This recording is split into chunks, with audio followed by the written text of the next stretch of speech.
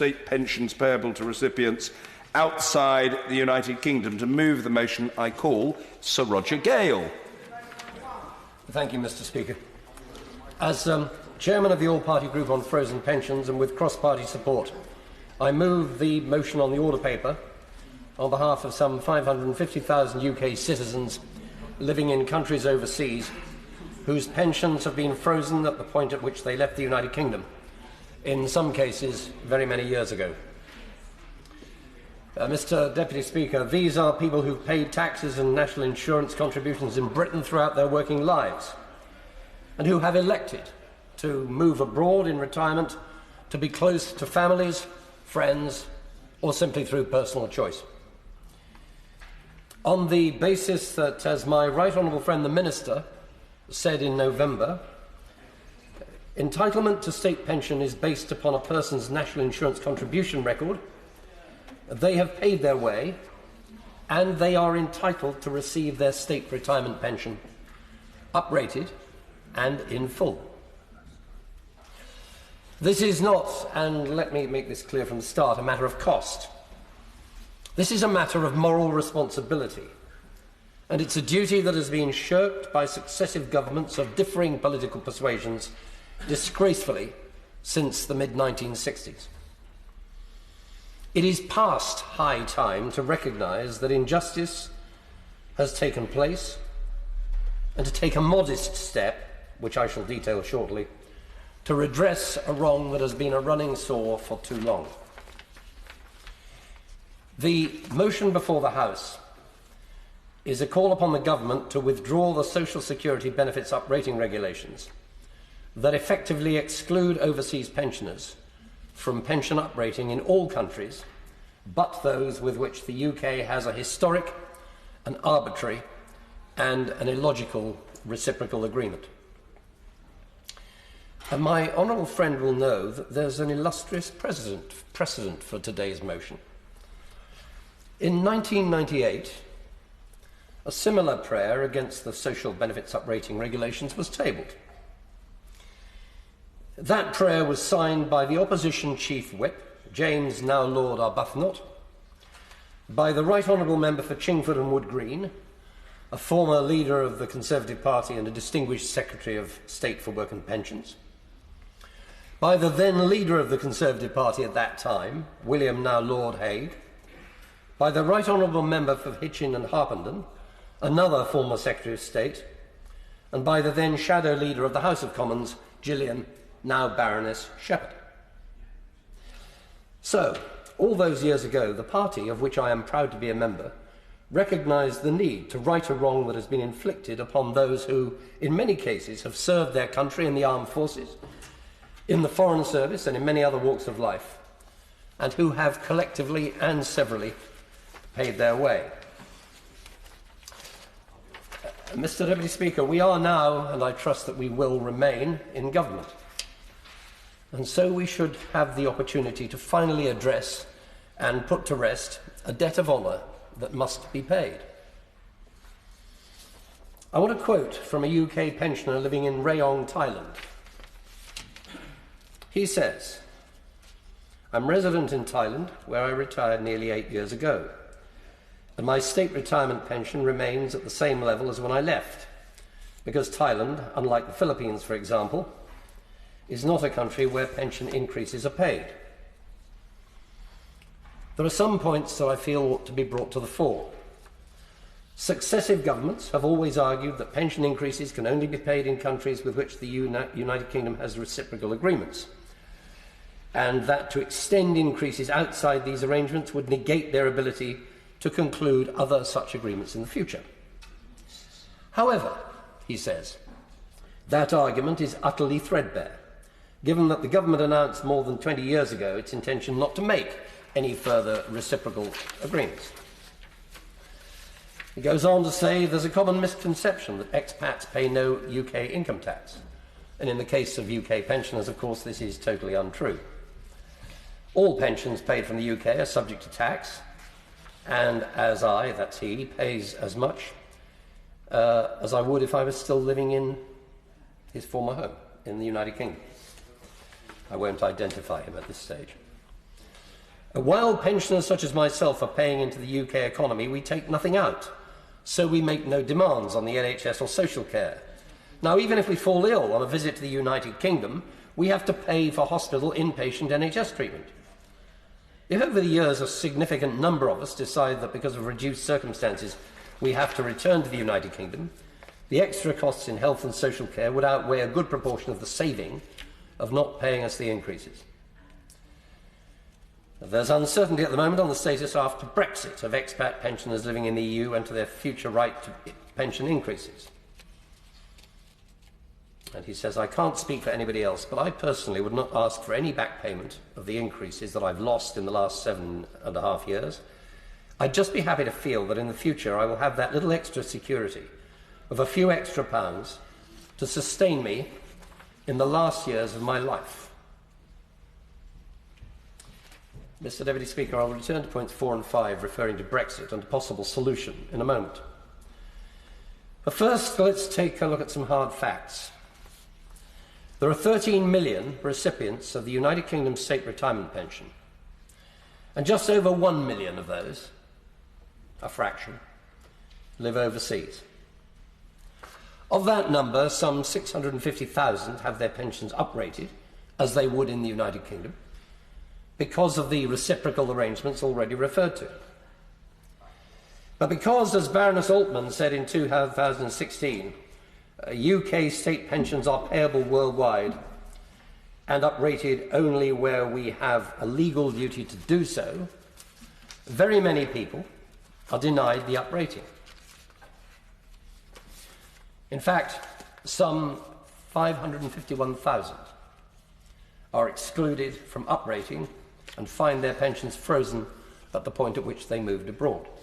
That is in spite of those people paying throughout their working lives their taxes in the United Kingdom and their national insurance contributions. And I take him back to what he said in November of 2016. My honourable friend the Minister made it plain. Pensions are based upon national insurance contributions. And those 551,000 people have made those contributions. So this leads, Mr. Deputy Speaker, to the ludicrous situation where a British pensioner living on one side of the Niagara Falls in Canada receives a frozen pension, while another living just a mile across the falls in the United States has a pension rate uprated every year.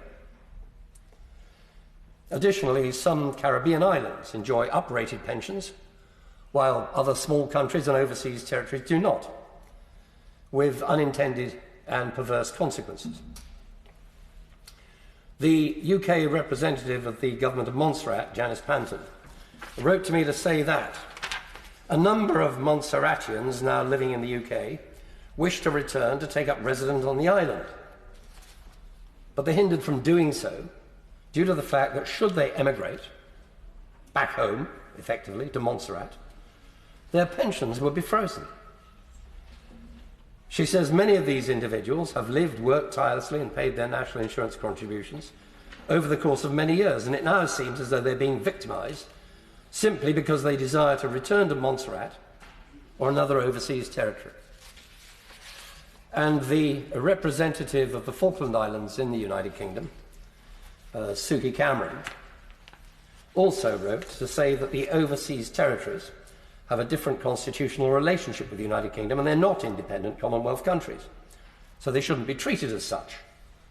To quote from the 2012 White Paper on Overseas Territories, the underlying constitutional structure with the UK and the territories, which form an undivided realm, is common to all. It is, of course, Mr. Deputy Speaker, common to all, except in the case of pension uprating, where it is not common. The human consequences of this injustice can be devastating. And they're illustrated by scores of communications that the Consortium of British Pensioners and the All-Party Group have received from expat UK citizens. A spokesman for the parity... excuse me. I beg your pardon. A spokesman for the Parity or Poverty Group, with members in Canada, Thailand, Turkey and South Africa, says We are trying desperately hard to undo the predicament that's driving us into poverty. I can see it on the horizon for myself, as once affordable items are now out of reach. I dread the future for myself and my wife. A former constituent of mine and a friend, now living in South Africa, wrote to me to say, would my old friend allow me? You're most kind. Can I say to my old friend that if he wants to have a drink, I'd like to say that no one could have prepared this better, and we hope that by the end of this debate we'll have set forces in train which will lead to a curing of this injustice. We shall await with great interest the Minister's response, and I'm grateful to my honourable friend. He says, in his letter to me, I've been looking after my wife since her stroke and increased dementia plus incontinence now for over a year. Reviewing the situation with our daughter, my wife is slowly going downhill. I am heading that way too. I'm worn out. To help with catering and finance, now on to Meals and Wheels for 4 days a week. Shortly to arrange a 5-day or even a 5.5-day care support. Right now, our medical aid insurance takes half our combined basic OAP pension, and the new care plan will certainly take the other half. Our daughter looks after our finances and very generously helps and tops up when needed. That is what my former constituent, a friend, is now reduced to. And sadly, I learnt literally this morning, Mr. Deputy Speaker, that his wife died last week, leaving him now not only in penury, but apart from the care and affection of his daughter, alone.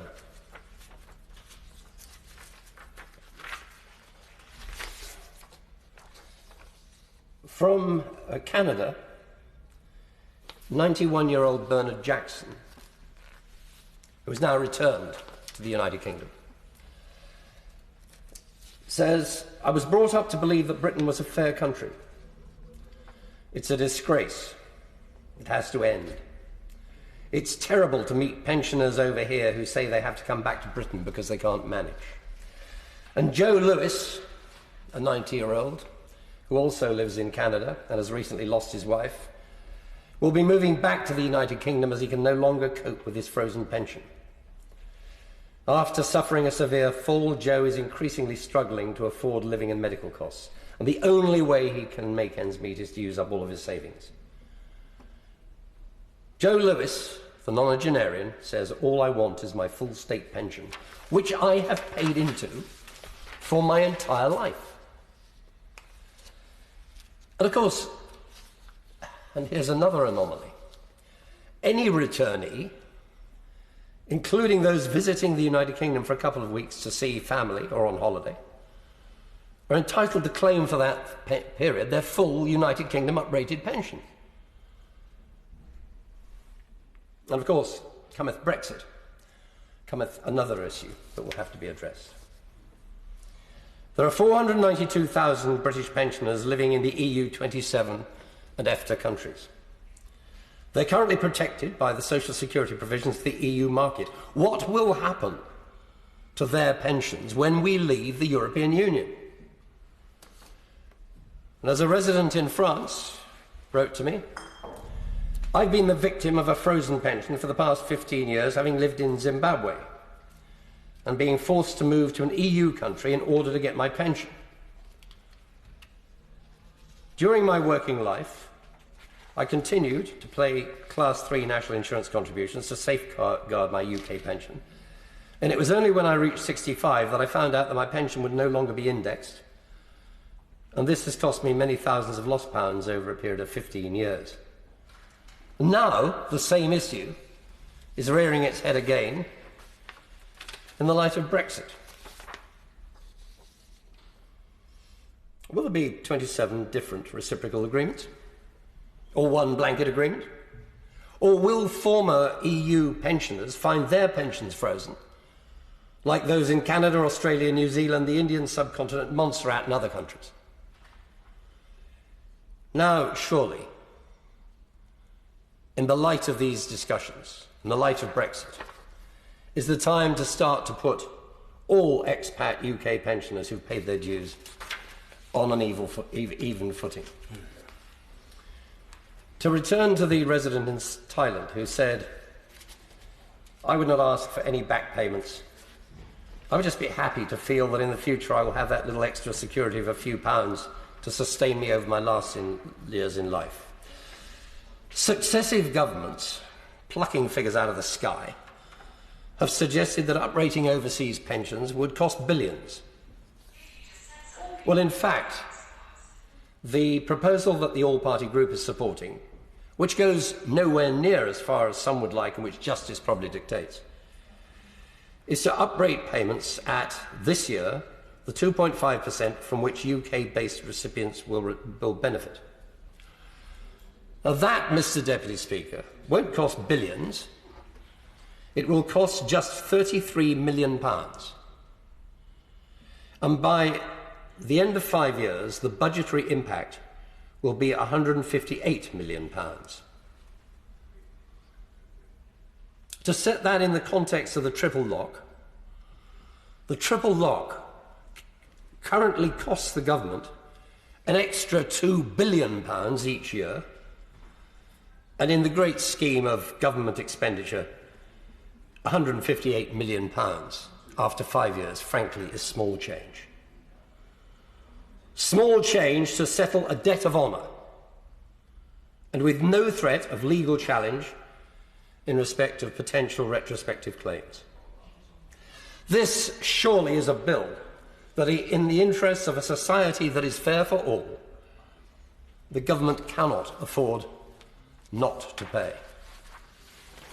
I beg to move that this House notes the detrimental effect that the Social Security Uprating Regulations 2017 will have on the lives of many expat United Kingdom citizens living overseas with frozen pension, and insist that the government take the necessary steps to withdraw those regulations. Thank you, Mr. Speaker. The question is, as on the order paper, Greg Mulholland. Thank you, Mr. Deputy Speaker. I wish to start by paying tribute to the Right Honourable Gentleman, the member for North Thanet and the chair of the Frozen Pensions Group, for his tireless and forceful campaigning on this issue for many years, and I'm proud to be a member of the group, but it is very much he and his determination to see an end to this injustice, and I certainly hope that his campaigning personally as well as collectively will soon start to bear the fruition that it deserves. Mr. Deputy Speaker, we are having this debate now in this unexpected context. Clearly this debate was announced last week when, or rather before the Easter recess, when none of us, I think even on the benches opposite, had any idea that we would be seeing the dissolution of Parliament next week and a general election. And I think that partly is why there are fewer Right Honourable and Honourable members here than there would otherwise have been, which is a shame.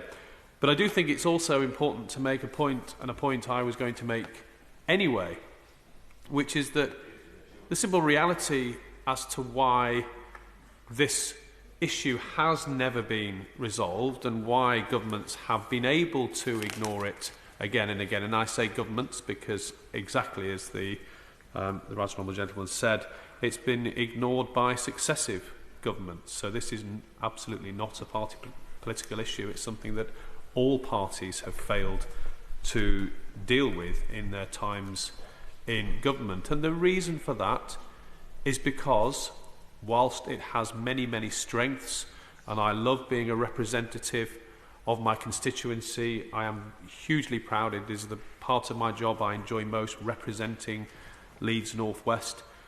But the reality is that these 550,000 British citizens, the same as every one of us here, the same as all of our constituents who are UK citizens, they do not have an MP. They do not have a single person who is directly representing them and fighting their cause in the way that we all do when we receive constituents in our surgeries who come to tell us about injustices they face. One or groups of us take up those issues and campaign until we finally get change and finally make ministers of whatever colour and whatever government finally actually do that change. But this group of people do not have MPs themselves. They are disenfranchised. They are not represented. And I would say actually that constitutionally perhaps this very case and the length that this injustice has endured means that it may now be time to look at what they do in France and other countries and to have representation somehow for our UK citizens that are living abroad. Of course I'll give way. I thank the Honourable Gentleman for giving way and I congratulate the Honourable Gentleman for securing this debate, and I'll support him today. But like me, does he recall 2 or 3 months ago meeting a number of people in the House of Commons who came from overseas to, that's the best way I can put it, to make representations here. Surely it's bad when people have got to come from overseas, at great expense by the way, to come and lobby members of the Westminster Parliament. And this issue goes right back to the 1960s actually, so the Honourable Gentleman is quite right when he says successive governments. Now that's gone on far, far too long. I thank the Honourable Gentleman and entirely agree with what he says, and I pay tribute to those campaigners, those dogged campaigners who have worked with the all-party parliamentary group. Their campaigning too has been remarkable, particularly with the distances involved. And I think the situation that he highlights really makes my point even more clearly. The fact that those group of people, those campaigners, those British citizens came to Parliament, but actually, who could they directly contact? Because we know that when we have a group coming from our constituency, when we're having constituents who are coming to lobby us, we will of course meet them, but when we have someone who is coming from another part of the country, we will point them to their own MP. But when someone contacts us from Canada, from Africa, from wherever it is, then, well, we don't represent them. We are not their constituents. So I do pay tribute to the members of the group, particularly the very active members of the group and the chair of the group, for being prepared to represent those people through friendships. Because I think many of us have come to this simply because we have been told about a relative of a constituent or a friend of a constituent, or perhaps have someone that we know in that situation. I do not, incidentally. But I have come to the conclusion very clearly, simply by engaging, by listening to the arguments, by reading the arguments, that this is just a disgraceful injustice. It cannot continue. It is morally wrong. And also, I think legally, it is deeply, deeply questionable as well. And I think in the end, that the position that the successive governments have taken, ignoring this issue and using the same standard excuse they've used for many years, despite saying recently they will look into this, I think actually in the end that will be shown to be legally unsustainable in an increasingly globalised world. And let's remind ourselves, we are in the context of this turmoil, this post-Brexit turmoil, with the effects that will have in all sorts of ways, but clearly, as well as having the very real threat to future UK citizens living in the European Union, and that is something that I think, and I know that this group will very strongly lobby to ensure is resolved as part of the negotiations. But I think also we're having discussions about freedom of movement and immigration, but also we forget to talk about emigration. We forget to talk about the fact that many British citizens, for very good reasons, use their right to go and live and work or retire in other countries for whatever reason. Of course, I'll give way. Thank you very much for giving way. And it's an important topic to many people, not only who are living abroad now, who left UK for very good reasons, who migrated here in the 50s, now gone back, and living in countries like India, Pakistan, and Australia and other places. They have contributed economically to this country's economy and the social life. And it is the time, and I congratulate the committee and the chair particularly for that, raising those issues and meeting the Australian campaigners to coming over here and listening to their point. And I hope that the next government will be able to take this on board and make sure that those people are not disadvantaged on that. And thank you very much for this. I thank the honourable gentleman for that intervention. He's quite right, and actually a point I was coming on to is that not only is this unjust, but this is clearly discriminatory, and particularly discriminatory against certain groups, diaspora groups in this country. As he will know, Leeds and West Yorkshire has a very proud and very strong Asian community. I'm very proud I have a mosque and a Hindu temple in my constituency, and the next constituency a wonderful Sikh temple. Very much part of the life of the community and the economy in Leeds are these wonderful communities.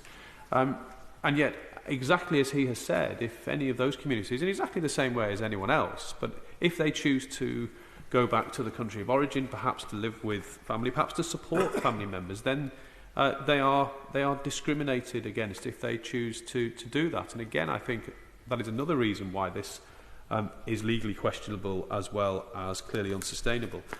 But, Madam Deputy Speaker, we live in a globalised world. We're proud of that. Whatever side people took in the EU debate, I didn't hear anyone actually saying, certainly not in this House, that we should stop wanting to play our full part in the world, that we should stop wanting to both have people working in our economy from other countries, in our health service, but equally I didn't hear anyone saying that we wanted to stop our own citizens having that right to emigrate.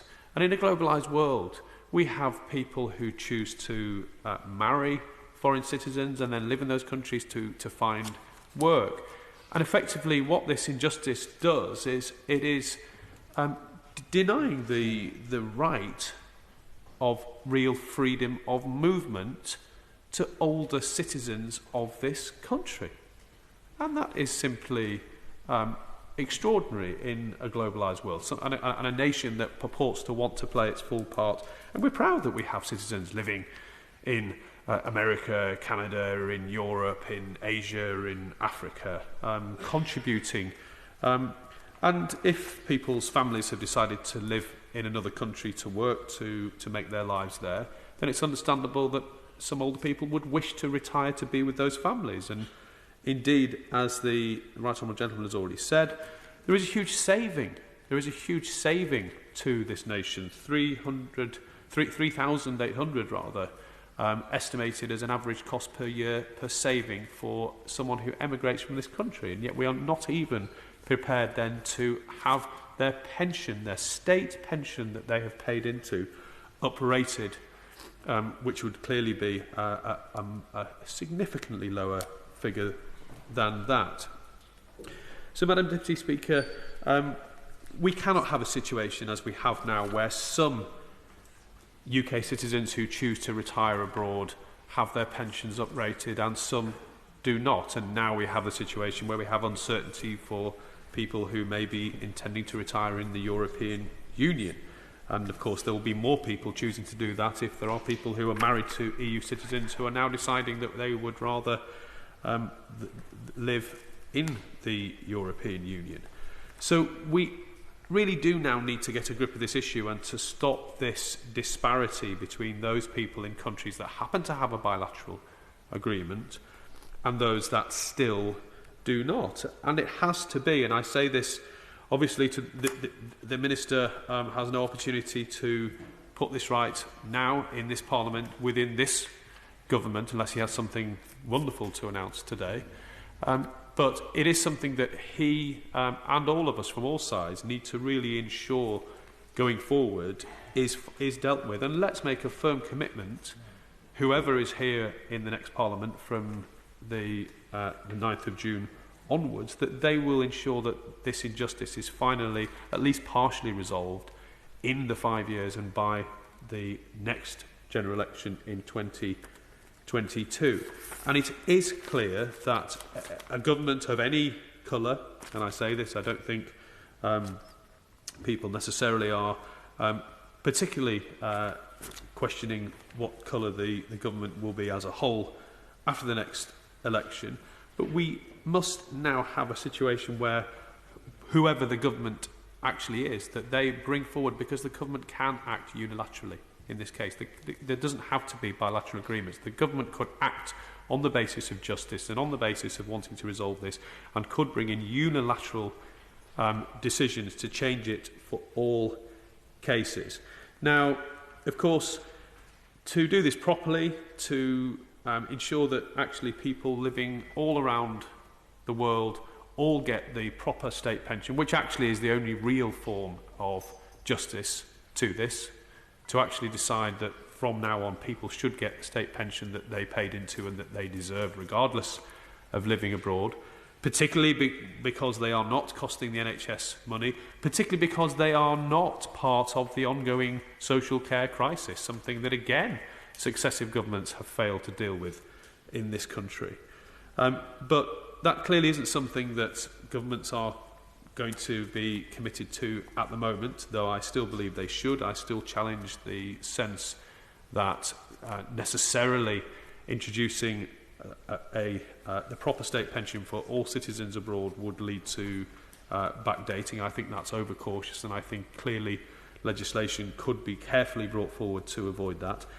But there certainly has to be a commitment to the partial uprating that's been pushed by the all-party group and mentioned today by the member for North Thanet.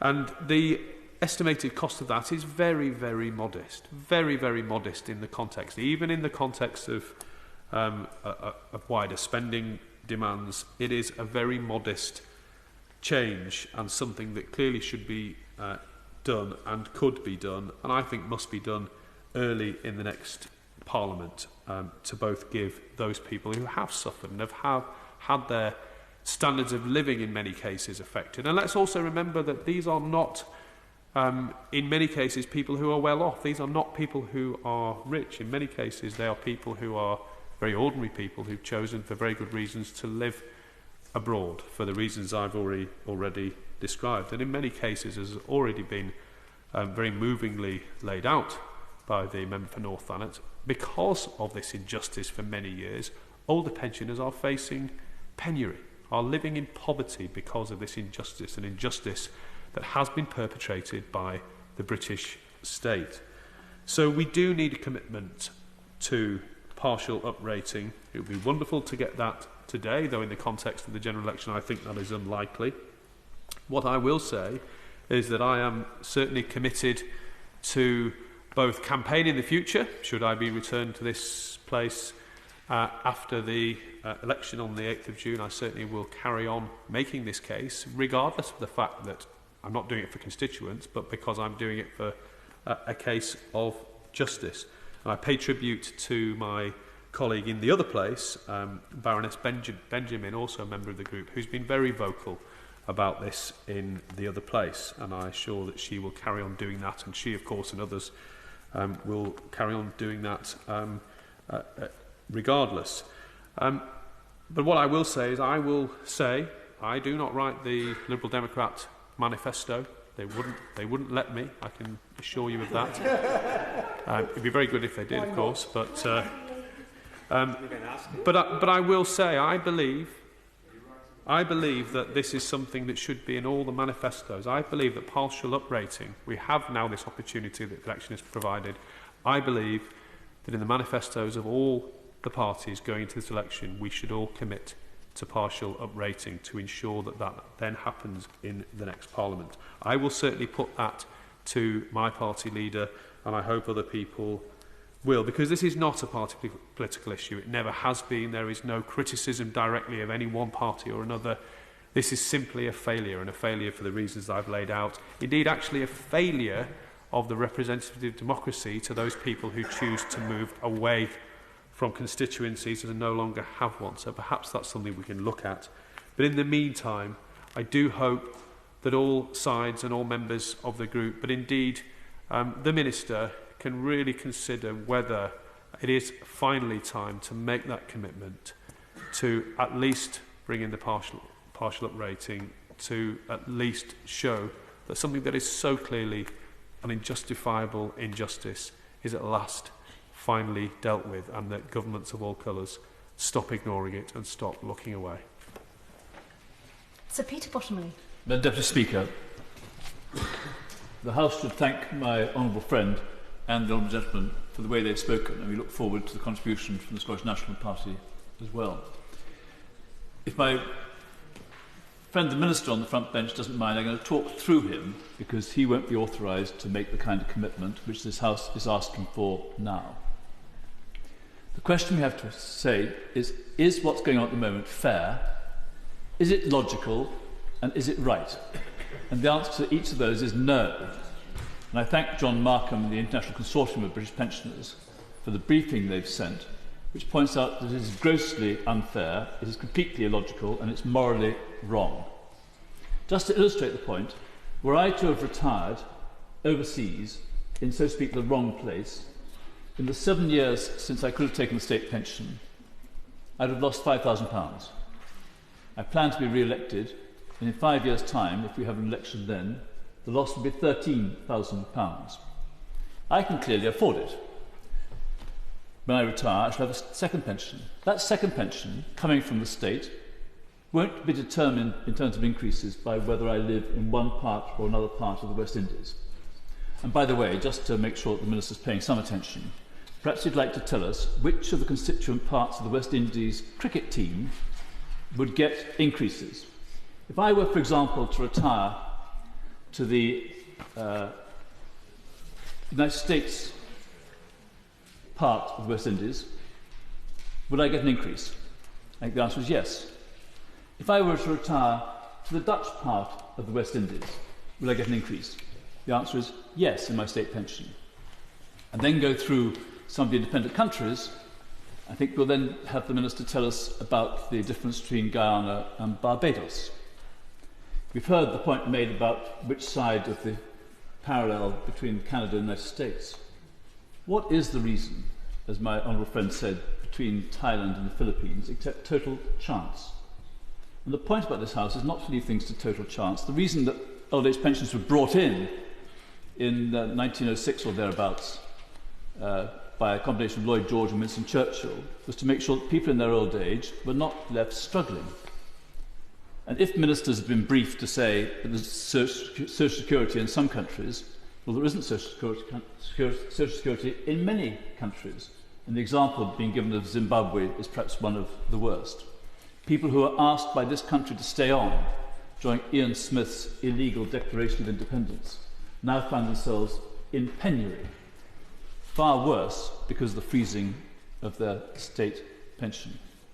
Now, we know that the number of pensioners overseas who are registered to vote has doubled since the last election, and it can double and double again. So instead of having 400 people in each constituency, you get to 800 or 1,600, then people might start paying more attention more widely. But the arguments for unfreezing this injustice should not be numbers of votes, it should be whether it's right or wrong.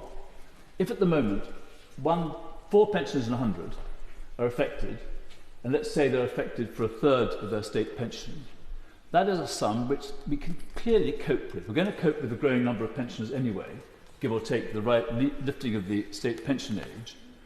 As somebody once said, when we were considering decimalisation in the early 1970s, this will confuse the elderly, let's wait till they're all dead. The fact is, our overseas pensions is going to get worse until we can establish a fair principle right across the board. I don't want to repeat all the speeches I've made in the past, but I think on this we have to say briefly and clearly to ministers, when will the time come when a minister for a Conservative government or a Labour government or a coalition government of any kind can stand up and say we're going to propose to Parliament, or we're going to accept from Parliament, proposals which are fair, are logical and are right. Ian Blackford. Thank you, Madam Deputy Speaker. And I must say it's a pleasure to follow the honourable member for Worthing West, who I think made a very gracious and fine speech about the the real issue as to why this House, working across party, must deal with this issue, and I want to commend all those that have spoken in this debate as well. And I say to the Minister, I suspect this is the last time in this Parliament we'll be discussing pensions matters, and I've always enjoyed our spats across the dispatch box, and I know he's an honourable and a decent man, and I would ask him to reflect very carefully on all the speeches that have been made this afternoon, and give us an indication that the Government is prepared, on the basis of affordability, to deal with what is a real injustice that too many people are facing. I am grateful, Madam Deputy Speaker, that the Backbench Business Committee have granted this important debate in my name and that of the Honourable Member for North Thanet. I'm grateful, but I'm also saddened that we're here today debating this issue, which is fundamentally about fairness, and one, as has been said, that should have been resolved many decades ago. What this motion is addressing are the rights of just over 1 million UK pensioners who live overseas. We're talking about those who have paid national insurance on the basis that those payments are made to the UK Exchequer entitles that individual to a UK state pension. Madam Deputy Speaker, when you make national insurance contributions, building up entitlement, there is nothing that suggests that your right to a full pension will then be determined by whether you choose to live where you choose to live in the future. Each individual has earned that entitlement, and it should be honoured. It is a simple matter of entitlement, and what ought to be a contractual arrangement. The Government does repeatedly call this a benefit, but that argument is undermined by the basic principle that entitlement is earned by making contributions. To achieve a full UK state pension, you need to have accrued 35 years of payments. In such a regime, why should your place of domicile affect your rights?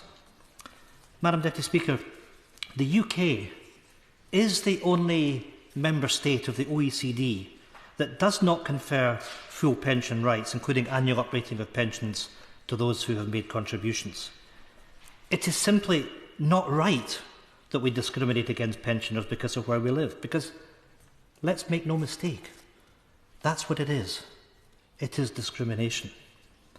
It is a failure of the United Kingdom to accept its responsibilities to make full pension entitlement to those who have earned that right. Entitlement to an annual uprating of the state pension is determined by what country you live in. There are 679,000 UK pensioners living in other countries who do get an annual uprating, but 551,000 whose pensions are frozen at the level they first received their initial state pension on living abroad. Madam Deputy Speaker, if you're now aged 90 and had retired aged 65 in April 1991, you would, if you had qualified for an uprating of your pension, would have been receiving £119.31 per week. If your pension was frozen at the 1991 level, your weekly pension would be £52 per week.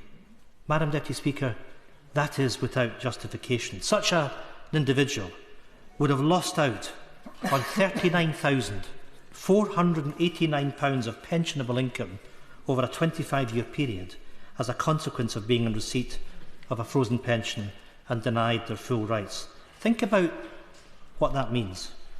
By the refusal to grant uprating, we are impoverishing our pensioners. The average amount received by a frozen pensioner is just £2,258 per year, whereas the average for a pensioner living in the UK is £7,198 per year. We are denying income to pensioners that ought to be rightfully theirs. Many will have to receive support from relatives, or perhaps return to the UK, where the cost of supporting such elderly residents is invariably higher when we take into account health and other social costs. We also have to think that many have come to this country to work, often over many decades, and want to return to their country of origin in retirement. Such folk are put off by the reality of being penalised through the potential receipt of a frozen pension. Madam Deputy Speaker, where is the humanity in this? Where is the dignity in stopping people that have given long service to this country, that have paid their way, and they want to know that they are going to receive their full pension rights. This is a wrong, and it's something that we must deal with. People that come to this country should not be penalised when they choose to go home. Other countries see this as a diplomatic grievance, and will no doubt this will be a factor when the UK discusses trade deals, because other countries are going to turn around and say to us that you want a decent relationship with us, but you're not prepared to treat your pensioners living in our country in a fair manner. The fact that we are unique in the OECD is not accepting our obligation, does not go down well with other governments. We need to show leadership that we will stand by those that have earned a pension entitlement. The International Consortium of British Pensioners has been mentioned by many speakers, and I would commend them for the work that they have been doing with the All-Party Parliamentary Group and the research that they've conducted. And the research has shown that the cost of lower health and social care costs of somebody not living in this country is £1,575 for every pensioner that moves abroad. These are savings that in part will offset the costs of annual uprating. Madam Deputy Speaker, this House debated the matter of frozen pensions on the 11th of May last year. This follows on from other debates going back over the last few decades in this matter, and the Honourable Member for Worthing West mentioned Winston Churchill at the turn of the last Parliament. Indeed, his grandson was also involved in this matter, and I've been sent a copy of a letter sent to Winston Churchill in 1993, the then member of Davy Hume, to a retired pensioner living in Australia, Victor Humphreys. Churchill stated in his letter that he hoped that the government may be shamed into taking steps to honour its commitment to expatriate pensioners. He also went on to state that, "I have no doubt that a sufficient weight of parliamentary support can be demonstrated for redressing this clear injustice. The government will have no alternative but to back down." Madam Deputy Speaker, Winston Churchill was right in 1993, and all the members that have spoken in this debate are right in 2017. It is shameful that collectively that we have not yet dealt with this issue. Of course, there is a topical matter to this debate we're having. Brexit hangs, if I may say so, like a black cloud over this issue. Of the 679,000 UK pensioners who do receive an annual uprating, 492,000 are currently protected by the social security provisions of the EU single market. What is going to happen to the rights of those 492,000 UK pensioners post-Brexit? I will ask the Minister, will he commit today to the continuation of the uprating of those living in EU member states? We often hear from the government about wanting to protect the rights of UK citizens living in Europe. Many will be listening and hearing about this debate today. They will be concerned about their pension rights to the extent that many will consider, in the absence of guarantees, that they could not afford to continue living in an EU member state. The Minister can deal with that uncertainty today. I will happily give way. Would he not agree with me that it's inconceivable that this government, or the government after the election, would not guarantee that uprating to British pensioners living in the EU 27? Inconceivable. And therefore, as my right honourable friend has said, it is inconceivable that justice should not come at the same time for those people who have been denied it for so long. That would be discrimination of the worst sort. I find myself concurring with the honourable member 100%. He's absolutely right. And that's why we've got this opportunity today. We can deal with this matter. We can deal with the uncertainty which is there for UK citizens living in Europe. That would be the right thing to do. And as this has been demonstrated, the costs of doing this for other British citizens are not that great. And I think we can actually deal with this today. I think that the Minister can recognise that this would be a matter of good faith. And I would implore that as we go into the election campaign, that we are prepared to make that commitment, all of us, collectively, that we will deal with the injustices which are here. The Minister can remove that uncertainty today if he so chooses, or give us an indication that the government is prepared to do something about this. Madam Deputy Speaker, a further 186,000 UK pensioners live in countries where the UK has a historic social security bilateral agreement. This includes, for example, the US. A total of 551,000 UK citizens live in countries where their pensioners are frozen, the largest numbers being in Australia, 246,000, and Canada, 144,000. Now, we have, in the APPG, we have met with members of the Canadian diplomatic community, and I can tell you that they are less than impressed with the behaviour of the UK government in this matter. We are offending our friends internationally by our failure to take action on this matter. Madam Deputy Speaker, we often hear of a postcode lottery. This is a national lottery, but it's one where 551,000 British pensioners are paying the price. I'm glad that this motion today we have demonstrates cross-party support, and I hope the Minister will recognise the nature of that cross-party support and that we are all appealing to the Government to signal that there is an obligation on the Government to see sense in this matter. And I look forward to the Minister responding later in the debate, and I hope that we will hear from him that the Government is prepared to take action. It is, if I may say so, about doing the right thing and standing up and recognising that all pensioners, irrespective of where they live, deserve to be treated equally. If we consider that the Government is lifting the limit on the period of UK citizens living abroad to vote from 15 years to their entire lifetime, why would the Government want to confer voting rights on UK pensioners but deny them full pension rights? Perhaps the Government should reflect that over 1 million UK pensioners live overseas. They might have a reason to want to register to vote in this coming election campaign, given the infringement of their pension rights. Today, there are only 264,000 registered overseas voters, as the member for Worthing mentioned, 400 per constituency.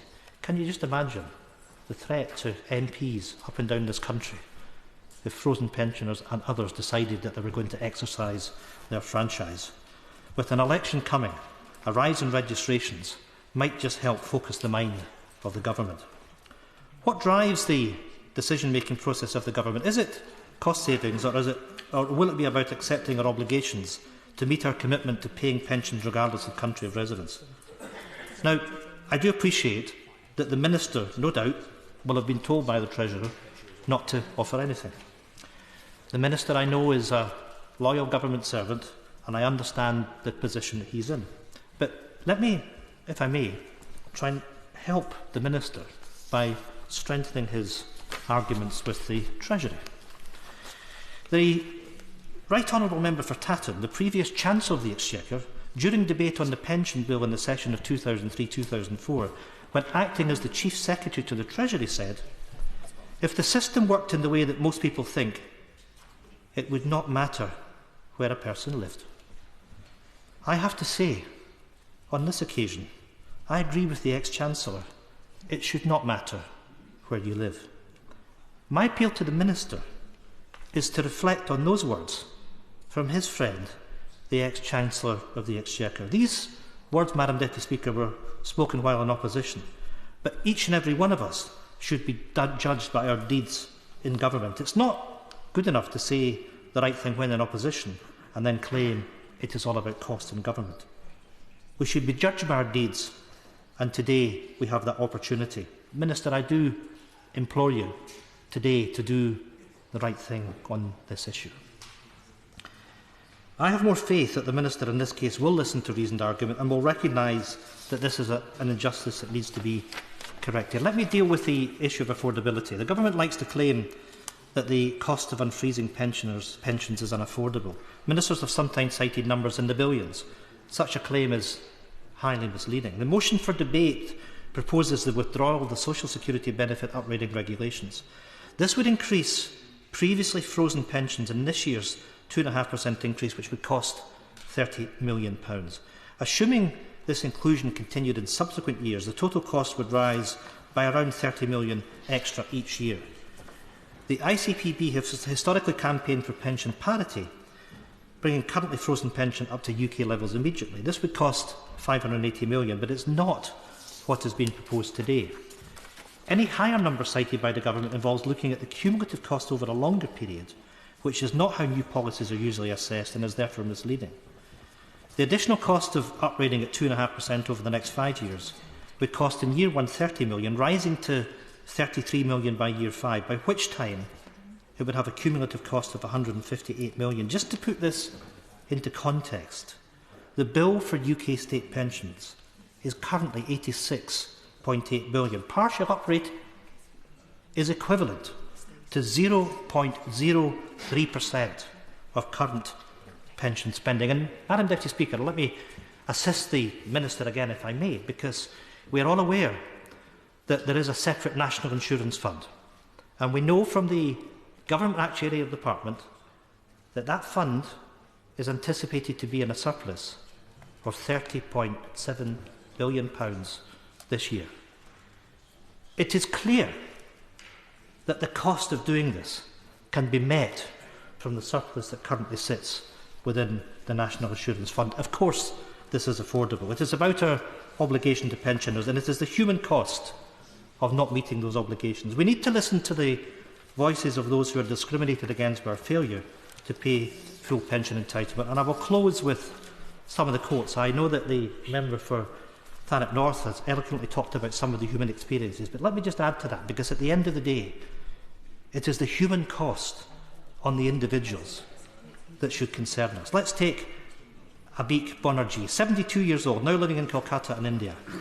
He said, after contributing to the British economy for 38 years, he is now scared of losing his home as he's struggling to survive on his frozen pension. He is considering moving to an unfrozen country. He said, the government should be doing more, especially for the Commonwealth countries, and MPs can't explain why they're not. Bernard Jackson, 91, moved to Canada, but was forced to return to the UK in order to obtain his full pension. He has said, I was brought up to believe that Britain was a fair country. It's a disgrace. It has to end.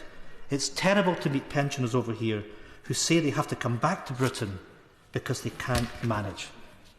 I'll happily give way. Thank you very much for giving way. I think this is an opportunity for the Minister to say today that Britain is still a fair country, so that the people can get a fair and the social justice in the rest of the countries as well. I'm grateful for that intervention. I would agree with him, and I think it's up to us to demonstrate that fairness, because why should we be putting people in the position that have immigrated from the UK, that have a pension entitlement, but they're having to return here in order to get what is their just rights? That cannot be right. That's not something that we should be supporting. Joe Lewis, 90 years old, lives in Canada, has recently lost his wife. He will be moving back to the UK as he can no longer cope with his frozen pension. After suffering a severe fall, Joe is increasingly struggling to afford living and medical costs. The only way he can make ends meet is to use up all his saving. He has said, all I want is my full state pension, which I have paid into my entire life. Why should Joe not get something that he has paid for? Because that is the salient point. Joe and everyone else that we're talking about has paid national insurance. This is an entitlement. George Gray, 77 years old, living in South Africa, has paid national insurance for 48 years until reaching retirement age 65. He was completely unaware of frozen pensions until it came to applying for it. He states, I was even told that getting our state pension was not a right but merely a benefit from the British government that could be amended any time, but I've paid into it all my working life. Paid into it all his working life. Anne Puckeridge, 90 years old, now living in Canada. Anne has worked in the UK up to the age of 76, paying mandatory national insurance contributions, and now has a frozen pension. Anne says the government should be doing more, especially for Commonwealth countries, and MPs cannot explain why they are not. Jane Davis, 70 years old, now living in British Columbia, worked for the NHS for more than 20 years, helping hundreds through work and rehabilitation and elderly care, was unaware that pensions would be frozen. She has said, it is outrageous when you think it's mainly Commonwealth countries that are affected, especially when Canadian pensioners living in the UK receive a full pension. And that's the point. And that is why the Canadian government is so exercised, because they pay a full pension to their citizens living here, and yet we fail to reciprocate. Wendy Moss, living in Australia, she moved there in 2002 and was completely unaware that her pension would be frozen. She said, I am looking to a potential return to the United Kingdom, but need to assure that my family can make the journey back with me. Madam Deputy Speaker, in conclusion, these stories break your heart. Let this House today show that we can deliver compassion, that we can recognise the injustice that many people are saying. Let the government today commit to fixing this issue before we go out onto the election campaign. Let's show that we're prepared to do the right thing. And when we're back, Madam Deputy Speaker, I look forward to legislation to fix this, and I look forward, if I may say so in conclusion, to fixing the injustices for the WASPy women when we return as well. Thank you. Margaret Ferrier. Thank you very much, Madam Deputy Speaker. Nice to see you in the chair. And I'm glad to have the opportunity to sum up for the SNP in this debate on pensions once again. I'd just like to thank the chair of the All-Party Parliamentary Group on Frozen Pensions, and his speech was excellent, and he's a strong advocate for pensioners, and I'm sure that they're very lucky to have him. And he stated that this was a matter of moral responsibility, and that today gives us the chance to finally address this. And he highlighted the plight of many pensioners, many expat pensioners, and ended up by saying that the government cannot afford not to pay. So excellent contributions from him.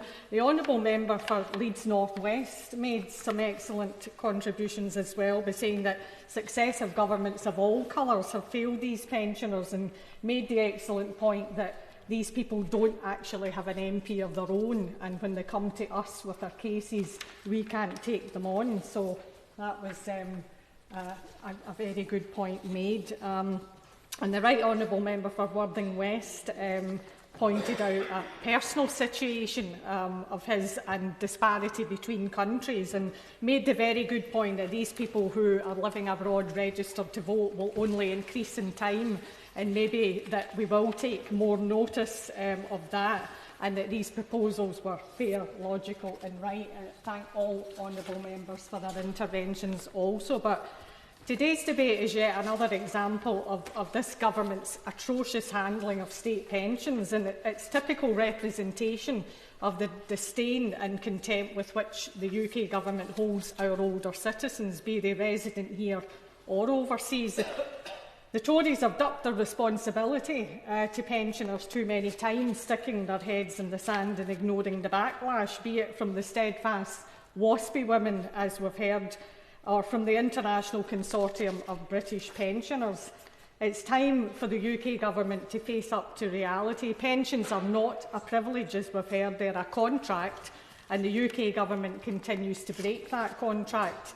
And it's clear from today's debate that the SNP are standing up for not just Scotland's pensioners, but British pensioners around the world. Our track record, this Parliament, speaks for itself. While the UK government recklessly abandoned their obligations to the WASPy women, it was the SNP who rolled up our sleeves and did the work that they should have been doing. And it was the SNP who commissioned independent research, which proved the Tories' figures to be completely wrong. And that the UK government can in fact afford to right the wrong they have done to the WASPy women. So too do we call for a great injustice to end for British pensioners living overseas. Around 7.5% of British pensioners live abroad, and as my honourable friend for Ross, Skye and Lochaber said, entitlement to receive the state pension relates only to the national insurance contributions made during a recipient's working life, not place of residence. Despite this, the UK takes a wildly inconsistent approach to the uprating of state pensions. Over 500,000 pensioners, almost half of all those living overseas, are excluded from uprating.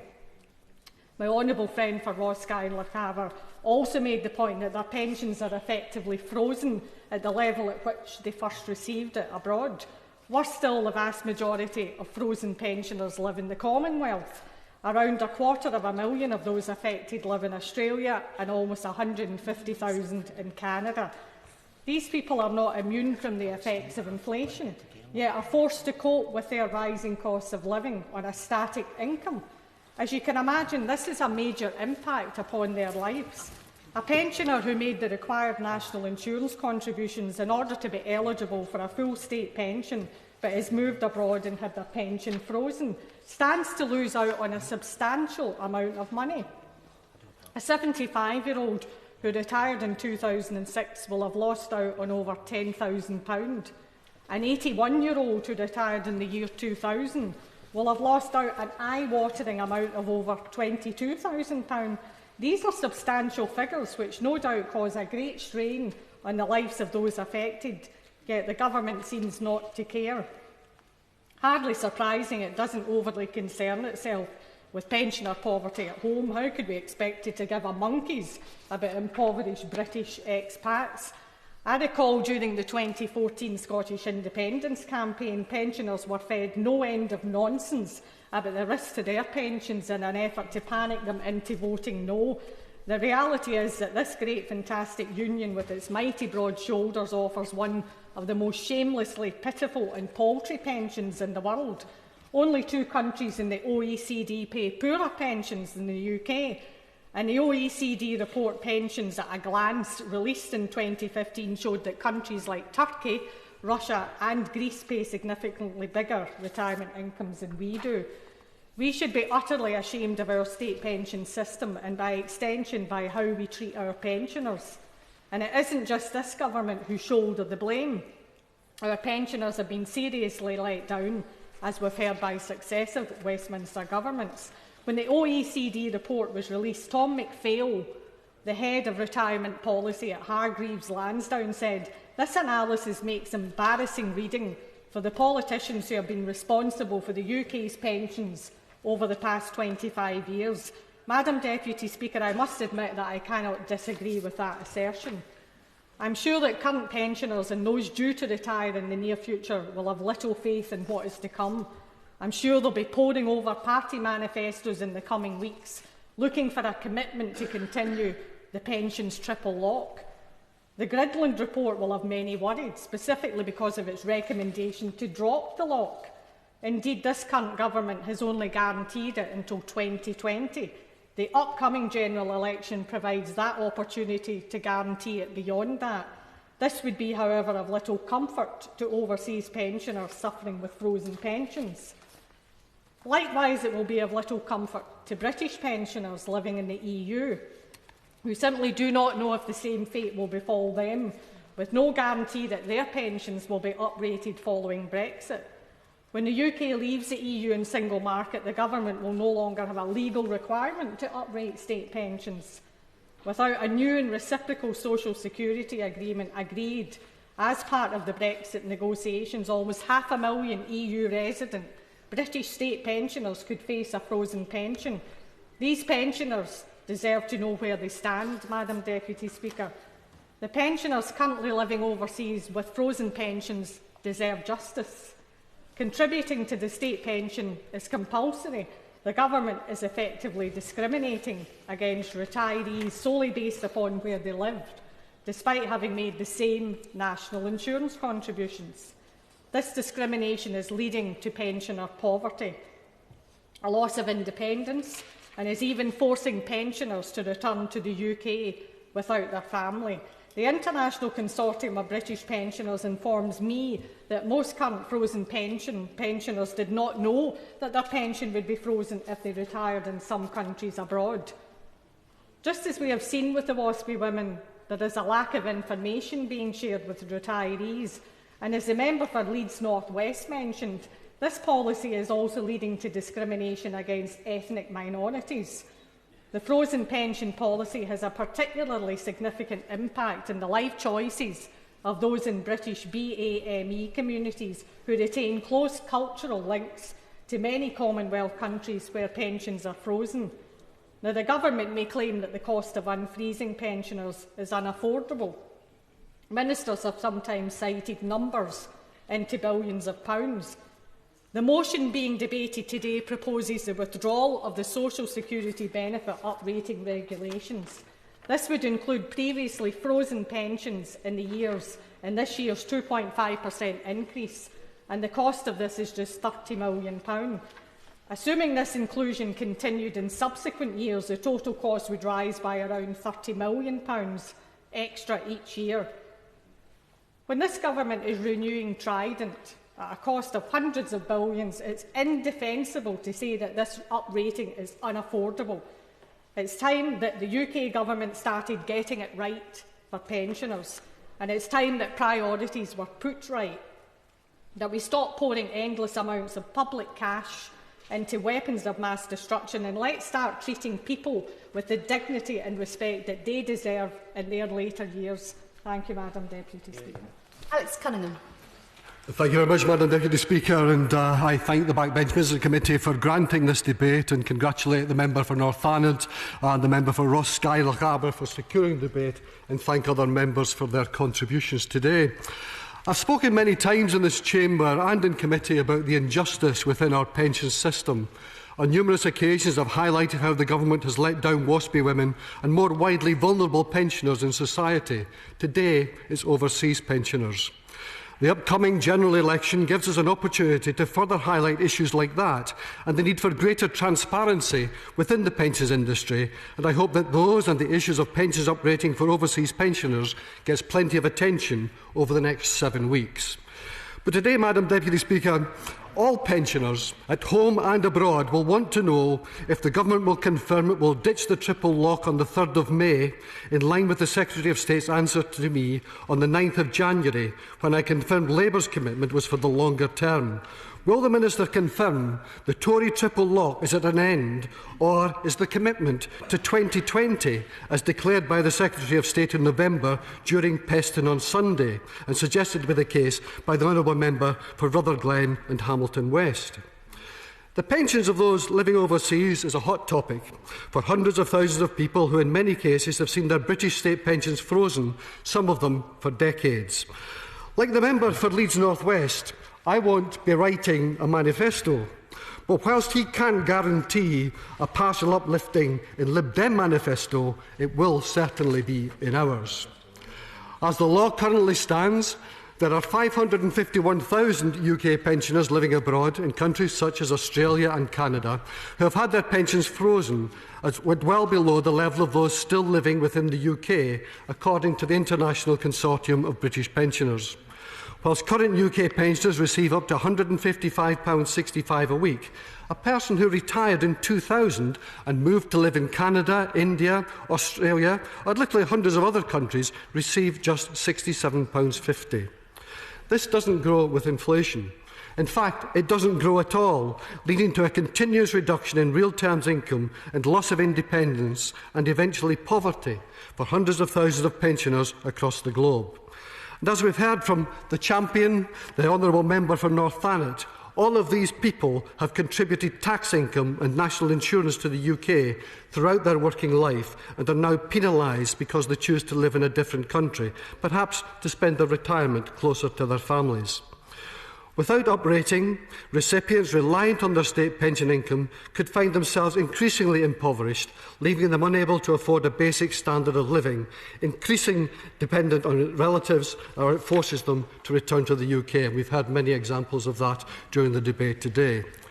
Surely it's time this country established a fair system for supporting our pensioners, regardless of where they choose to live.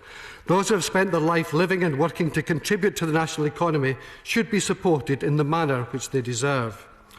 Over recent decades, it's become increasingly clear that we live in a globalised world, a world which sometimes requires people of all ages to move across borders to Europe, to the US or Canada, or sometimes further afield. So as we look to our new future, out of the EC, but working in a more comprehensive partnership with the wider world, I'd ask the Pensions Minister to do what other ministers, Labour and Tory alike, have failed to do, and start increasing overseas pensions now. Why, in this globalised world, should the country in which a person retires by choice or by other means affect the pension they have worked hard to earn for 45 years or more? Why should a country a person collects their pension in affect their standard of living? Why should it affect their ability to enjoy their retirement and buy the essentials in life? This doesn't sound like a fair system to me, Madam Deputy Speaker. It sounds like a system which leaves hundreds of thousands of pensioners with uncertainty about their future, their financial position and ultimately their well-being. Now, I know there are those who argue that overseas pensioners spend their cash in economies other than ours. They no longer pay tax here if they've got the income to do it, and make no contributions to our society anymore. But some may remind us that our overseas pensioners don't access our National Health Service, nor do they require support from social care and other services. And as has been said, for a relatively small cost of £30 million this year, the UK could begin a system of partial uprating for pensioners living overseas. For 2018, this would cost £30.75 million and continue to increase at roughly the level of inflation. This is not a costly backdating of pensions uprating, but a way to begin to rectify the injustice of the current overseas pension system. We should prove that we care about the well-being of UK pensioners abroad, that we care about the vulnerable in society. Our message to the government should be that this should translate into a fair pension system. As others have said, the issue of overseas pensions is of even more pressing concern due to the recent invoking of Article 50, with a lack of clear government policy around much of the Brexit process. Many expats who have retired in the EU are facing an uncertain future, and I've heard nothing about the protection of British people's pensions in EU countries once we have left. In addition to being left uncertain of their immigration status, health benefits and many more issues, this government's inability to commit to policy in Brexit negotiations has left 472,000 retired UK nationals living in the EU uncertain of just what the future holds for them. We do not know whether a deal will be made to ensure UK pensioners living in the EU will receive the full pension they are entitled to. The government will not tell us whether this is even on the cards. Perhaps the Minister will be able to update the House today. Will British pensioners living in EU countries have their pensions protected after we leave? The right decision to update overseas pensions now would send the right signal to those in the EU that the government has a plan and they will be protected. Now, I know the ambitions of nearly 700 overseas pensioners who have emailed me directly go well beyond the proposal to start uprating pensions now. I recognise that to restore them to the levels of today would be a huge stretch for any government, never mind one that has such a recent record of slashing everything from bereavement income to in-work benefits and denying, amongst others, mentally ill people the personal independence payments they need. But we need to start somewhere. We as a country have always prided ourselves on being a caring country. We are one of the highest net providers of foreign aid in the world, and rightly so. We must, however, ask the question as to why we do not feel the need to adequately support our own pensioners who have retired abroad. An increasing number of modern countries uprate pensions in line with inflation to pensioners living overseas, regardless of where they reside. Today we must consider why the UK is not doing the same. As a modern, compassionate nation, we must look to provide all of our pensioners with enough financial support to allow them to enjoy their retirement as they so deserve. We have laid out our pledges to pensioners in the last few weeks to maintain the triple lock, to compensate the WASPI women and to preserve the universal winter fuel allowance and free bus passes. Will the Minister join us in our other pledge to protect the pensions of people living overseas? It's just the right thing to do. Minister Richard Harrington. Thank you, Madam Deputy Speaker. I know, Madam Deputy Speaker, you've been in the chair for some of the debate, but I hope all would agree we've had an interesting debate. Before I attempt to address the points raised, I'd like to thank those who have spoken today, and particularly congratulate the Right Honourable Member for North Thanet and the Honourable Gentleman from, I've been practising this for quite a long time, Madam Deputy Speaker, Ross, Skye and Lochaber, on securing the debate, which has been wide and varied. Really, it concerns a very important subject and one I don't take lightly. The Honourable Gentleman from Ross, Skye and Lochaber was very kind in his comments he made about me personally, but I would like to say the way he's conducted himself while I've been Pensions Minister, and also the Honourable Gentleman from Stockton North, the Labour Party spokesman, I think we've disagreed on a lot of things. We've also agreed on a lot of things, but when we have disagreed, we've discussed it properly ourselves, both on this chamber, in committee rooms and personally, and I wish all government and opposition relationships were like that. But on this particular subject, as the Honourable Gentleman I mentioned, together with the Right Honourable Gentleman from Worthing West, I have to say that I disagree with a lot of things that they say. But I would like to start saying, Madam Deputy Speaker... Certainly, yeah. I know that was a remark which may have been addressed to some of the things we said. One of the things we said was what was happening at the moment was not fair, not logical, and not right. He's trying to say it is fair, is logical, and is right. Well, it's the subjectivity of those words, if I may say, the honourable gentleman. But I will try and address some of the points that he made. I cannot, however, successfully answer the cricket team question that he asked in his contribution. But I think, given that the civil servants will probably have less to do over the next few weeks compared to what they've had over the last few weeks, I would like to formally write to him. As a child with wisdom and everything, I probably would have been able to answer myself, but I'm afraid I can't do that. Madam Deputy Speaker, as I would like to say before I was bowled for 6 by that intervention from the honourable member, I would like to just make it clear that the United Kingdom state pension is payable worldwide regardless of the recipient's country of residence or nationality. I say this because were I a member of the public watching the broadcast of this or reading Hansard, I could quite easily get the impression that people were leaving the country and not getting their pension at all, when we talk about scandals and everything like that. So I felt I should formally say on the record, and I know honourable and right honourable friends and other members know that that is the case, but the state pension is paid to people who actually are entitled to it when they leave the country. But we're talking about today, this House is talking about it's only increased or uprated, uprated being the expression, but actually it means increased abroad every year when the recipients in certain areas, when they're in the European Economic Area, and Switzerland, or a country with which the UK has a specific reciprocal agreement that allows for uprating. This is a long-standing policy which has remained consistent for about 70 years, and as has been said, it's been the policy of consecutive governments of all persuasions. But I recognise that the subject arouses strong opinions, and some of the language used is very concerning to people. By the way, please don't think, Madam Deputy Speaker, I think the language used has been improper in any way, but it is very strong language about people suffering and hardship, etc. But I tried when I took on this portfolio. Certainly.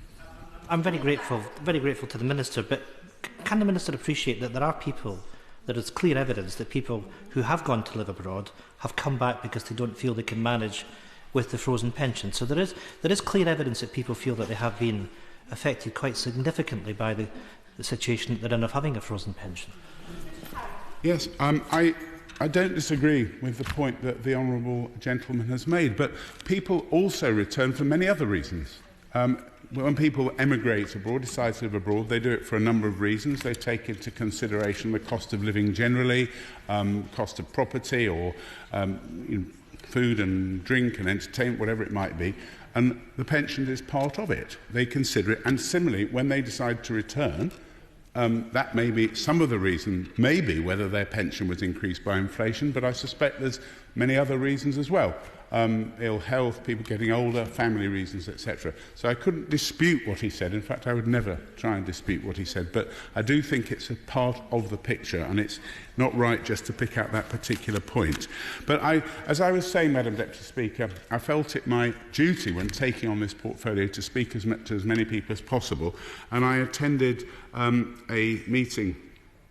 Actually, I think it was at Lancaster House, a very grand venue, but there were leaders from the overseas territory. It was a big joint ministerial council in November last year, and I did meet many of the people that have been mentioned by the Right Honourable Gentleman from North Thanet and his contribution. For example, he mentioned Montserrat, the Falkland Islands and others, and they were very, very impassioned people who gave repeat speeches, but basically saying the same thing, and that has been reflected in what's been said today. So I would say several honourable friends and honourable members and my right honourable friend have mentioned that the people do not have parliamentary representation In fact, I think that point was made very strongly by the member from Leeds North West, which actually is the constituency that I was born and brought up in. So I do accept the minority communities that he mentioned in that constituency, and I was a descendant of one of them. So I do accept the point. But I could only say to those people at that conference that I attended that I was there to listen, and I don't think, from what they told me, ministers of all persuasions have politely declined such an invitation before. But I know it's very impassioned, and this isn't a question, this is not a try-on, this is not a, well, you know, maybe they will, maybe they won't. People do feel very strongly about it, and it's not something that I take lightly. I would like to, perhaps if I may bring up the point, Madam Deputy Speaker, that's been made by several contributors, including my right honourable friend from North Thanet, about that all workers pay their national insurance contribution towards their state pension. Therefore, there is a moral right that they should receive an uprated state pension wherever they live. Moral rights are very subjective. I know exactly what was meant. But I would like to state that the rate of contribution paid has never earned entitlement to the indexation of pensions payable abroad, and it reflects the fact that the UK scheme overall is primarily designed for those living in the UK, and the scheme operates on a pay-as-you-go basis. Contributions paid into the fund in any year, they actually contribute the expenditure in that year. And it is the way that public finance works, and I accept in other situations, this situation, and has been mentioned several times during this debate about the WASPI arguments, which we've also had many times on the floor of this. I'll just finish my sentence, then I will happily give way, because I don't want to be thrown off my stride by the honourable gentleman's intervention. But the contributions provide a foundation for calculating the benefits, but it actually doesn't pay for those benefits.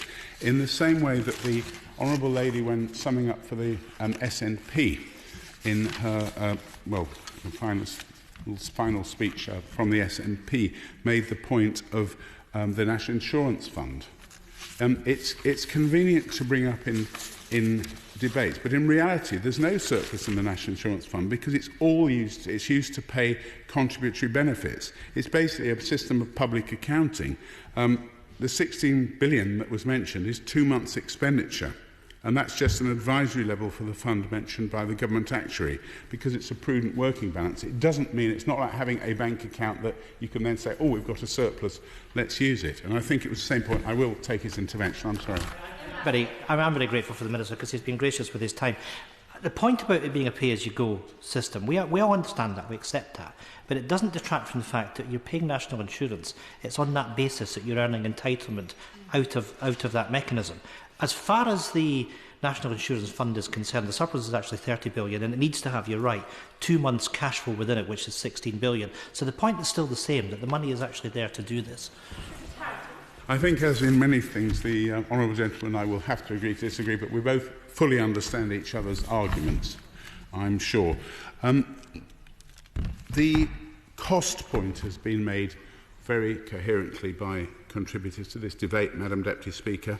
The government generally, of course, takes the view the first priority should be to ensure that older people in this country have an adequate income in retirement, and to uprate all state pension payments fully, and I accept the debate has not, the principle about that has not been the fully thing, but to do it fully, regardless of the recipient's country of residence, to the rate currently paid in the UK would cost about an extra £500 million a year, increasing significantly over time.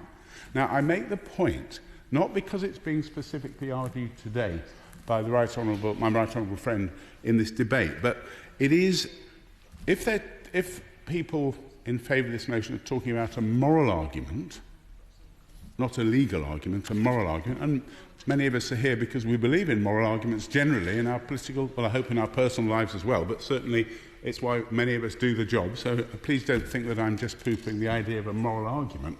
But both could be a moral argument, both systems of calculating it. But today, Madam Deputy Speaker, the debate has been predominantly about partial uprating. And I understand this to mean not to uprate fully, but to uprate the current level of state pension that the person is receiving by the triple lock or equivalent from a future date, and only pay uprating going forward with no arrears. I had to look at that up very carefully, obviously, when I saw the debate, because partial uprating can mean different things in different contexts. And it is superficially a very attractive argument to say it's a few £1 million a year, tens of millions of pounds a year, not hundreds, not billions, not like the cost of, by the SNP spokesman correctly mentioned that they've done some independent research on the WASPI women, which I've read very carefully, but that's billions. We're talking here tens of millions, and it does sound, on the face of it, small change on the scope, the full scale of government expenditure. Spend the money. Well, spend the money. I'm speechless. The honourable gentleman from Stockton North rarely makes me speechless, Madam Deputy Speaker, but his plea from a sedentary position to spend the money, maybe he thinks I'm Chancellor of the Exchequer already. It's very, very nice for him to imply that. Yes, a matter of time, maybe not in this life, as somebody has just said. But to return to the serious point, because that is, on the face of it, tens of millions of pounds doesn't seem a loss. Of course, annual costs of this policy converge to those of full uprating in the medium to long term. It does compound, because if the policy was changed now to either full or the partial uprating, in 25 or 30 years' time, the vast majority of pensioners will be receiving amounts of pensions at the levels as if they'd been uprated for the whole time, because they'd be new pensioners. And whichever government's in power, and I think the honourable gentleman from Leeds North West suggested that perhaps it would be a government of a certain colour that's in power after the election. I may have misunderstood him. But I think anyone knows, whatever government's in power, resources are scarce, and governments have to make judgments about how best to use those resources. That's what government is. Indeed, to spend each year what might appear to some to be small amounts in the early years, but it soon adds up to £500 million extra each year on around 500,000 pensioners. And then, obviously, this looks much more significant amounts of money, and we could look to others, that's not the pensioners that went abroad, that the government is behaving in a disproportionate manner to those people that have gone abroad. Much of that money would in fact not actually increase the money that a poorer pensioner living abroad would receive. So in Australia, for example, the age pension is means tested, with the Australian Exchequer in some cases keeping up to 50%. New Zealand too requires people with overseas pensions to claim them. They are then taken into account, and the New Zealand benefit or pensions reduced by the amount of the UK pension. Additionally, Madam Deputy Speaker, since most people who move abroad to these countries do so before they've reached pensionable age, it means that most people will be able to build up decent pension provision in the countries they've emigrated to, if they went there younger. But I think it's reasonable to say that the decision to move abroad for most people is a voluntary one, and remains a personal choice dependent on the circumstance of the individual. It's a voluntary choice to go overseas, to live abroad. Now, the honourable lady that, from the Scots National Party, who in her summing up mentioned that people may not have been aware that they were moving to a country where the pension arrangements were different from another country. The contribution was made before saying, well, in the line between Canada and America, you could be a short distance away. But I do think for people to move abroad, there's so many things they do find out about. They have to find out about to do with visas or whatever it may be. Yes, certainly. Madam Deputy Speaker, if I may apologise to you and to the Minister, I apologise for not being at this debate, which I intended to be, but I've had other things. And as I shall shortly be leaving the House, maybe I might just put on record my support for our overseas pensioners. I do think they have been badly treated. In response to what my own friend said a moment ago, it is the case in many of these people that they have almost been obliged to move abroad for family reasons. So the idea that in every case this was a voluntary choice In many cases, they felt obliged to move to support their families. And they just feel trapped. And they also feel a sense of betrayal. And I would just like to put that on record. I perfectly accept the point that in some cases people do have, in practical terms, no choice. But many people that emigrate decide to do so for a number of reasons, personal or etc. But I think I really do think I've made that point. But I do feel that when people are moving, by and large, it is the pension part of it is a part of their calculations when moving away. As, for example, I've said things such as to do with the cost of living and other matters. The European point mentioned eloquently by, as usual, the gentleman Rossguy and Lochaber about the uprating of state pensions paid to people residing in the European Economic Area and Switzerland. It's a requirement of UK law that it's the same as being paid in the as if it was in the UK. But as everyone I'm sure is aware, particularly the Honourable Gentleman, Article 50 process is now underway, and in accordance with what happened in the referendum and everything that's been discussed in this House, the UK is leaving the European Union. And the Prime Minister has made clear that securing reciprocal rights is one of the top priorities, and the rights and entitlements that will apply following the UK's exit, such as those relating to UK state pension paid to individuals living in the member states, are subject to the wider negotiation on our future relationship with the EU. And the Government's made clear we plan to strike an early agreement about the rights of EU citizens living in the UK and obviously vice versa. And as the Prime Minister said, it's in no one's interest for there to be a cliff edge when we leave the EU, and so the laws and rules that we now have, wherever practicable, continue to apply to give the certainty for individuals and businesses. Madam Deputy Speaker.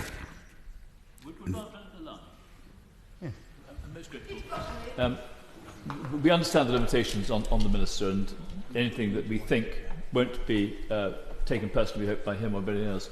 I do want to remind him of the debate on the 10th of May in 1907, when the old age pension bill was being discussed, when the person proposing the second reading did say that chancellors always want to stop people getting money, money, money.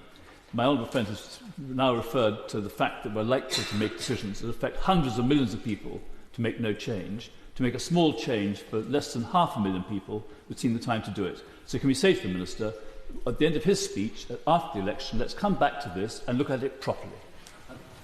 Thank my honourable friend for that contribution. I wasn't actually maybe he was at that debate in 1907. I wasn't myself, but I look forward to reading up about it. So, as I've said, Madam Deputy Speaker, those who are eligible for a UK state pension can have their pension paid wherever they choose to live.